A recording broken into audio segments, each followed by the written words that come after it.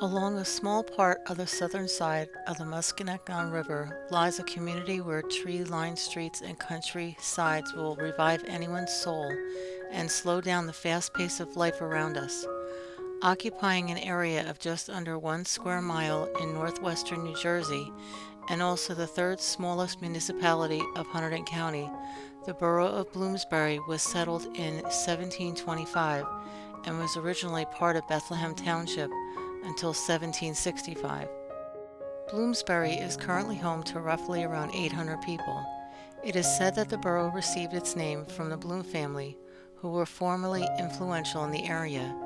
I'm not sure if it was from Johann Bloom or his son William, as William served with Baxter's Brigade of the New Jersey in the Revolutionary War. Others say that Bloomsbury's name came from what is called the Bloomery method, when iron ore is converted into wrought iron by heating the ore to a high temperature, then hitting it with a hammer to squeeze out the ore's impurities. Either way, the area that we will be talking about in this video is Bloomsbury, New Jersey. Our story turns back the hands of time somewhere in the early 17th century when a gentleman by the name of William Henry owned several farms in the area and had a gristmill along the Musconetcong River, which is located by the Church Street Bridge. The name Musconetcong comes from the Native American meaning clear stream. Not much has been found regarding William Henry, but we do know that in 1758, a gentleman by the name of Captain Benjamin McCullough would marry William Henry's wife after his death and would become the new owner of Henry's Mill and his various farms around Bloomsbury. Captain Benjamin McCullough was a member of the Committee of Safety and of the New Jersey Assembly. It was said that the gristmill was rebuilt in the 1800s and then converted to a grinding mill in 1815, which is where it got its nickname Black Mill, as the Bloomsbury Graphite Company was very prominent in the borough. The graphite mill stopped operations in 1968. As early as 1750, it is said that a gentleman by the name of Robert Johnson operated one of his iron forges and furnaces on the outside of Bloomsbury on the northern side of the Musconetcong River, which led the upper area to be known as Johnson's Iron Works. The Musconetcong Mountain Ridge was a prime location for mining of iron ore and other minerals from the ground. At this time, I'd like to make mention of the current-day Brunswick Avenue. In the Revolutionary times, this road was the main artery through the town. It was known as the New Brunswick Turnpike or New Brunswick Easton Turnpike. Then for a short period it was called the New Jersey Turnpike until 1917.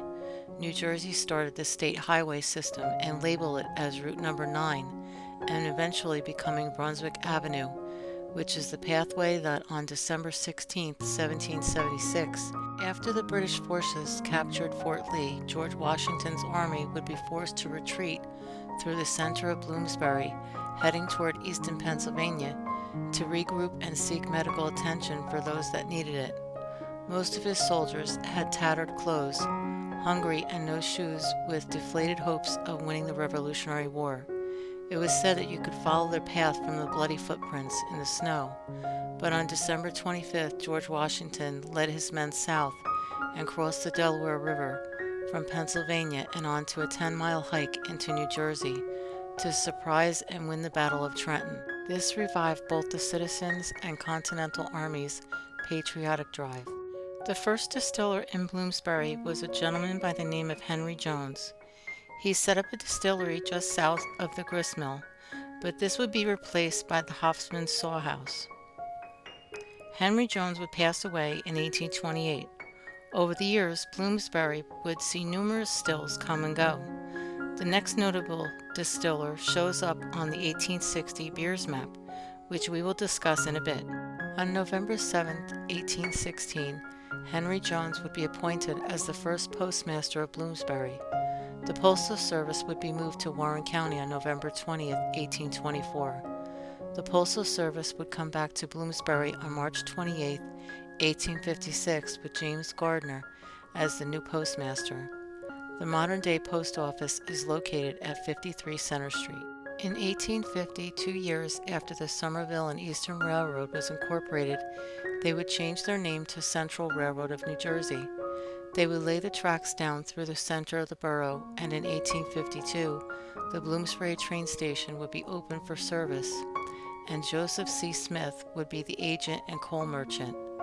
This track line was the main pathway for immigrants entering into the United States from Ellis Island into New York.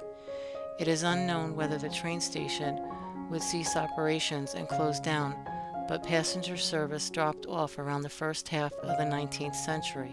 With the line now not as profitable as it is, being used mainly for freight as a terminal carrier, and also New Jersey's heavy taxes levied against the railroad, the Central Railroad of New Jersey would be absorbed into Conrail around 1976, and then they would shut this line down. The Lehigh Valley Railroad still operates along Bloomsbury's southern border, with Norfolk Southern transferring freight. Bloomsbury's residents in the 17th century were mainly all Presbyterians. They would travel to the Old Greenwich Presbyterian Church until, almost like Stewartsville, Bloomsbury would get together to build a church in the borough. On September 1st, 1857, the First Presbyterian Church in Bloomsbury was founded as a daughter church of the Old Greenwich Presbyterian Church in neighboring Warren County. In 1858, the Presbyterians purchased some ground that was connected to another piece of ground that was donated by a gentleman whose name was Mr. Runkle for a site for the church building to be built. But a strong storm came through the valley and the church took quite a blow. On February 9, 1859, a group of the Presbyterians made a decision to repair the church from the foundation up as the storm blew down the steeple and cracked the bell and damaged the structure. A short while later, the Methodists would build their church almost across the street from the Presbyterian Church. Modern times, the Presbyterian Church would become a private residence. The town would also see the Church of the Annunciation Roman Catholic Church to become part of the borough's churches. On the 1860s map, it shows that the Bloomsbury Hotel, which is located at 36 Church Street, was active. H. Metler was the proprietor. I'm not sure if it was Howell Metler or Hatteram Metler, or what the date was when the hotel closed its doors and turned into apartments, but in the 1980s, locals called this building the Pink Palace, as the building was painted a pink color. The 1860s beard map also shows a gentleman whose name was Moses Robbins, who owned a farm and a distillery just south of the New Jersey Central Railroad on Willow Avenue. The Revolutionary War brought rum and whiskey into general use, and in New Jersey, since there was an abundant amount of apple, distilleries started making an apple whiskey, which became known as Applejack or Jersey Lightning. Nothing that I could find tells the type of distilled spirits being made, but I'm sure it was one of these. He was born in 1825 and passed on 1889, and is buried in Bloomsbury's Presbyterian Cemetery. Early school students would attend school, which was located by the Musconetcong River by Sheets Lane until it was moved to its current location sometime before the 1900s. A map from 1873 shows the Herbert N. Benward Foundry on the northern side of the Musconetcong River and east side of Church Street, which was First Street at that time. I believe that this foundry was Robert Johnson's. A gentleman by the name of George W. Benward was a partner for the Herbert and Benward Foundry. He would resign 5 years before his death in December of 1893. In modern times, this building would have a water wheel and be known as the Graphite Mill. The Bloomsbury Bridge was built in 1892 by the Toledo Bridge Company of Toledo, Ohio. This would provide the crossing of the Musconetcong River from Hunterdon County to Warren County and be a main travel route called the New Brunswick Turnpike. This would see all the traffic passing through the area until the Route 173 bridge was installed on the northern side of the Musconetcong River. In 1936, the Bloomsbury Bridge would be made stronger. This bridge remained as a single-lane bridge until 1993, when they would widen the roadway width to accept 2 lanes of traffic. I remember waiting with my father until other cars crossed so we could drive across the bridge. In the year 1896, a gravity-fed water supply would bring water to residents of the borough. The source of the water would come from a spring-fed reservoir that was built with concrete and a dam which was built across a mountain stream. March 30th, 1905, Bloomsbury was incorporated by an act of the New Jersey Legislature. In 1907, Bloomsbury Volunteer Hose Company No. 1, Station 48, was formed to fight fires and provide emergency medical assistance to Bloomsbury and the surrounding communities. They were located in the back part of the school located at the corner of Church and Main. The modern-day school would be built in 1936 at the same location. At this time in 1907, there was 2 lumber yards in town, which were Crevling's Lumber on the corner of Center and Main, and the second one was C.S. Carter Lumber, opposite of the Presbyterian Cemetery on North Street. That building would become a European pencil and eraser company called Kohinoor. Between 1910 through 1915, give or take a few years, there was a footbridge that would span the Musconetcong River at the corner of Sheets Lane and Musconetcong Drive. I'm not sure when this bridge was dismantled, but surely it was by the hands of the mighty Musconetcong River. In the year 1915, the Bloomsbury Coal and Lumber Company would have a section of Central Railroad of New Jersey's track for lumber, and to store their coal beneath the tracks in a bin, and Joseph Stengel would have a sawmill manufacturing wagon parts on the corner of North and East Streets. Meanwhile, at 99 North Main Street was John H. Mayer's Silk Company. The silk factory would eventually become home to a cabinet company during modern times called European Country Kitchens, would experience a fire inside of their building. Also in 1915, the Bloomsbury Graphic Company would be located in numerous locations in Bloomsbury. They would own the Herbert and Benward's Foundry on the north side of the Musconetcong River by the Church Street Bridge. William Henry's Black Mill would also be part of their operations on the south side of the river. 1915 would also see the Volunteer Fire Company would become disbanded with only volunteer service available. The fire company would still be operated from the back of the school. In 1914, a European company called Kohinoor would have the biggest pencil factory in the world. In 1919, they would expand and open their mechanical pencil and eraser manufacturing business in Bloomsbury. They would take up residence along North Street. They would close their operation up around 1999 when Chart Pack Incorporated acquired Kohinoor North America and moved the manufacturing to Japan and China.